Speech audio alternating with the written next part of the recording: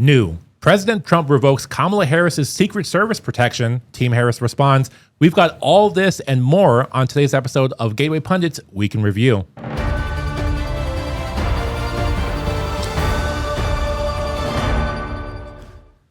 What's going on? My name is Mike Mendoza. I'm filling in for Elijah Schaefer today. As I mentioned in a previous video, he's out doing some administrative stuff for the company right now. Stuff happens, but you know, I always like to join you guys and bring you guys news, and we have a lot of that today, trust me. So going on to the first story that we have here, President Trump revokes Kamala Harris's Secret Service protection.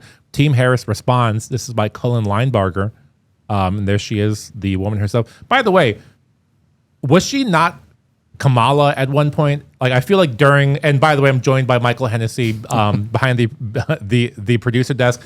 I could have sworn that at one point we called her Kamala, and then right before she started running, it was Kamala, and then if you pronounce it wrong, you were an evil racist. Yeah, they switched back and forth. They attacked all of us for, they said, messing up her name, and then on top of it, you know, throughout her whole campaign, she couldn't even choose her accent. Yeah. So I don't think they can give us a hard time on the name. One time she's, you know, someone that's more of a, we'll say urban, where she's speaking a little bit more of a slang.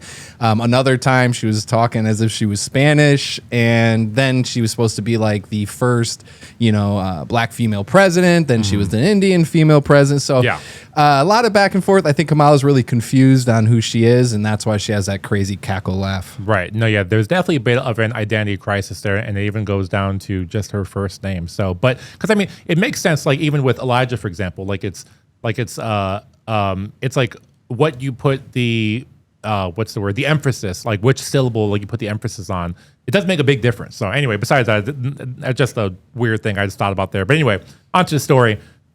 President Trump struck another blow against his 2024 presidential rival, even as she considers another desperate bid for the presidency.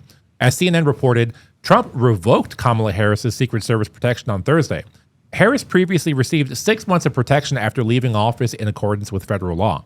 That period ended on July 21st. Joe Biden, however, extended her protection by an additional year for undisclosed reasons, according to CNN. How unsurprising that Biden and his handlers would make a mockery of the law once again. Here's the letter in full, which CNN obtained. You are hereby authorized to discontinue any security-related procedures previously authorized by executive memorandum beyond those required by law for the following individual effective September 1st, 2025. Former Vice President Kamala D. Harris, the letter reads. Per CNN, here is what losing this protection means for Harris going forward. But what will now happen is not just the agents assigned to guard her in person 24/7. Secret Service protection includes constant analysis of threat intelligence and covering in-person situations, emails, text, and social media. With her detail canceled, Harris aides are worried that they will lose the same access to threat warnings that people familiar with her security operations said. Her home in the middle of Los Angeles will also stop being protected by federal agents. CNN notes this news comes as Harris embarks on the book tour around the release of her new memoir, 107 Days. The book, which covers her short presidential campaign last year, will be released on September 23rd. Now, I actually don't know how I feel about this, and Mike, I'd like to hear your opinion on it. But I mean, it kind of makes sense for people who were, I mean, the president or the vice president to, I mean, at least keep Secret Service protection for another year. I don't know how much of a financial burden it is, and at this point, the national debt is so high, it's just like whatever. It's actually not crazy to me that she would continue to have Secret Service protection because I'm sure Joe Biden does. So I don't know. I mean, I'm kind of indifferent about this. It does just seem like a troll move by Trump. I mean, do you think this is more of just like a troll move, or is this standard, or I don't know. What do you think about it? I mean, anybody who served in office, you know, I don't. First off, I don't like Kamala Harris at all. If she was president, I'd be in jail for at least 4 more years if Trump didn't give me a presidential pardon. But with that said, I mean, someone who does serve in office, I think they should have some protection, at least for a year or two, as you mentioned, because there's a lot of us in this country. We are not happy what she did with this country. We are not happy how we were lied to, how everything was manipulated, and frankly, just destroyed our country. Yeah. So there is a lot of backlash that she is getting. So I can see the protection. Now, when I see him revoke people like Anthony Fauci's security details before, I was actually excited about that. I mean, the guy was pretty much should be in jail for the way he poisoned America, right, and all the lying that was done and how he capitalized off it, financial gains and everything. But as far as her, I mean, I think it's him kind of just giving a little pushback, like, okay, Kamala. Yeah, exactly. Yeah, and that's kind of how I feel about it too. And then you're right. I mean, like there's plenty of people who have done way worse who lost that protection as well. But know who is someone who actually needs protection because he's been under fire a lot in the legal system for the last couple of years is Mike Lindell. And Mike Lindell and MyPillow employees want to thank the Gateway listeners for all of your continued support. I mean, honestly, we get such good feedback from the MyPillow products for people who watch this show. It's just resounding, and it's definitely a lot of people who are passionate about Mike's products, and he has a lot of products on his website. If you go to my store, it's a lot of stuff. So, and then, Mike has a passion to help everyone get the best sleep of their life too. Don't forget that. And he didn't stop just by creating the best pillow. He created the best bed sheets ever too. So back by popular demand, they have brought back an offer that all the listeners loved. The Percale bed sheets, any size and any color, are just $29.88, which is insane. And there's queens, there's kings, split kings, Cal kings, any size, any color, just $29.88. And I'm not misspeaking there. That's actually real. So get them while they last, because when they're gone, they're completely gone, and they go pretty quickly. These Percale bed sheets are breathable and have a cool, crisp feel to them, which for me living in Florida, it's actually very nice to have. And they have deep pockets to fit over any mattress. They look and feel great, and it means an even better night's sleep for you, your family, your kids, your wife, your grandparents, or whatever. And also for a limited time, when your order is over $100, you will receive free shipping plus $100 in free digital gifts. So go to mypillow.com and use the promo code Elijah to receive the MyPillow Percale bed sheets for $29.88. Or you could call 800-210-8491 if that's what you're into. If you're calling to order some bed sheets, I haven't done that personally myself. I can't remember the last time I ever ordered something off the phone, but there is that option, 800-210-8491. That phone number is on the screen, but I would prefer to go to mypillow.com/Elijah. And again, the MyPillow Percale sheets, only $29.88. It's a great deal. Go check it out. On to the next story. St. Louis man who gunned down police officer Damon Taylor is released on a $5,000 bond. This article is by Jim Hoff. Let's get into it. St. Louis officials charge 46-year-old Brandon Levy with first-degree murder in the shooting death of off-duty police officer Damon Taylor 17 years ago in the Academy neighborhood in St. Louis. Taylor was gunned down when he was driving to pick up one of his sons along Page Boulevard. 3 witnesses identified Levy as the man who shot and killed Officer Levy. No, wait. 3 witnesses identified Levy as the man who shot and killed Officer Levy. Is that right? Am I reading something wrong? I don't know. FBI Special Agent Chris Crocker released a statement on X following the arrest of Levy this weekend. The FBI had been working hand in hand with local St. Louis homicide detectives for years to solve the case. And there's a tweet right there about it. And I think is there a video on there? I can bring it up right now. Bring up this video regarding the case. Let's go ahead and take a look. I'm Special Agent in Charge Chris Crocker of the FBI St. Louis Division. Arresting a suspect after 17 years in this cold case murder is one example of how our outstanding partnership with the St. Louis Metropolitan Police Department is getting justice for victims. FBI St. Louis has been working hand in hand with homicide detectives on all aspects of this cold case murder for years, from the underlying investigation to apprehending and interviewing the suspect. We have FBI personnel embedded full-time with the police department to work side by side to investigate and solve such violent crimes. All right. So, it's kind of crazy that, someone can be released on $5,000 bond for a police officer too. And this seems to have happened way before all the wokesters got into positions of power, and then they did a no cash bail and all those types of reforms, as they put it. And really, these reforms are not reforming anything. They're really just letting criminals run amok. But that's kind of what the ultimate goal of the left is to just create anarchy for the law-abiding citizens that we have to live within, but also tyranny at the same time. If you go 9 miles over the speed limit, then you're going to jail, and then you're going to get slapped with a fine. So, Mike, yeah. do you have some Well, input? we actually see this time and time again, and this is, first off, the lower bonds. We see that again with George Soros type of lawyers. I mean, not lawyers, judges. We've also seen crime statistics being suppressed, and if anything, this only instigates people more to commit more crime. They're like, okay, I can get away with this.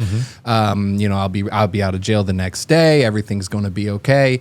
And even to attack a police officer, someone who is putting themselves on the line daily, to make sure our streets are safe. I mean, what kind of message does that send to them?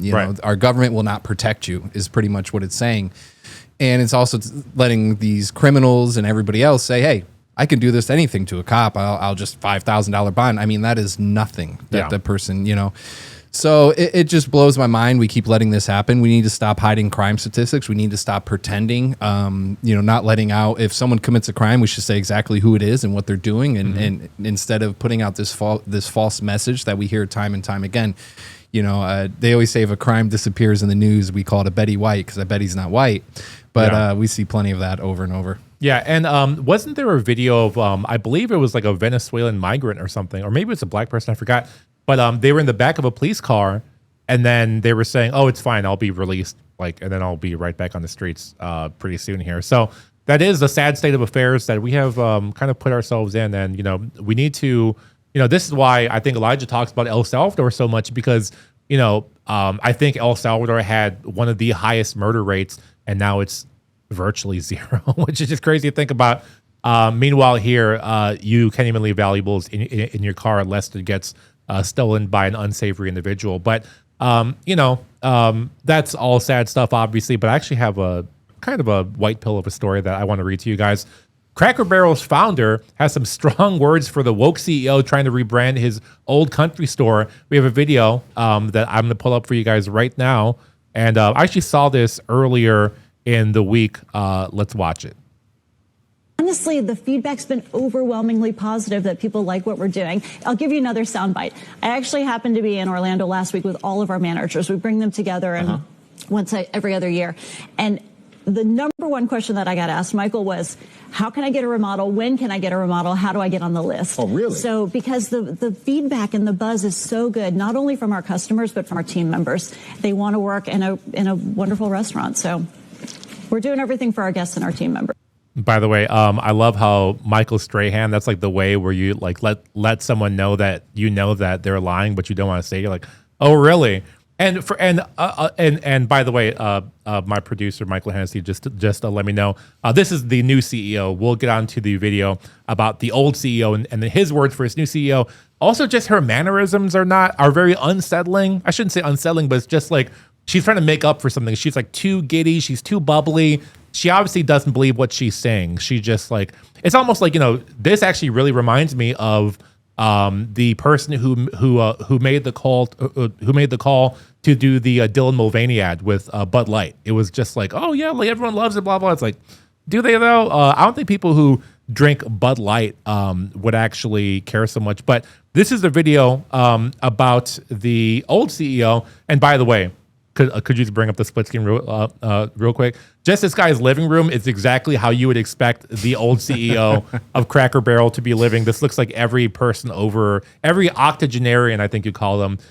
Their homes always look like this. But let's see what he had to say. Logo rolled out the other day. Oh, that's crazy. That's a bland nothing. It's pitiful. Do you think she knows the story of Cracker Barrel? I don't think so. I heard she was at Taco Bell, but what's Taco Bell know about a Cracker Barrel? And country food. And food is something that they need to work on. Spending $700 million to do that is all I'm doing. Not just throwing money out the street. Yeah, and by the way, I mentioned this on a show the other day, on one of these Gateway shows the other day.